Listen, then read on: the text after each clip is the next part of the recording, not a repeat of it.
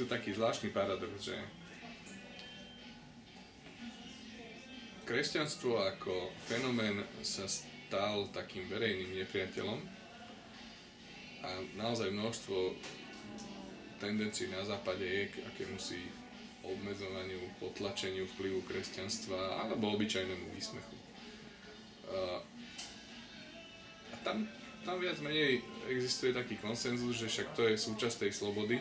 Môcť uraziť veriaceho kresťana je vecou, že prečo ste z toho nervózni, veď je to v poriadku, veď máme tu slobodu. Čo je v poriadku? Dobre, ak je to tak, že ak tento koncept platí, ale potom zrazu sa stane situácia, že niekto úplne rovnakým spôsobom sa vysmeje moslimovi, alebo sa vysmeje homosexuálovi a zrazu tí istí ľudia, ktorí bojovali za slobodu slova, hovoria, toto je už nepriateľné.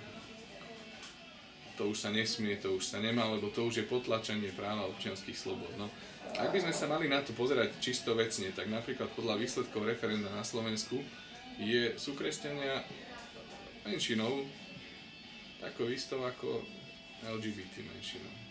Tak prečo jednej menšine sa vysmievať smieme, a je to súčasť slobody slova, a inej menšine nie. Čiže táto dvojtvárnosť a tento postoj, ktorý umožňuje jednu menšinu ostrakizovať a druhú robiť nedotknuteľnou, to je ten problém.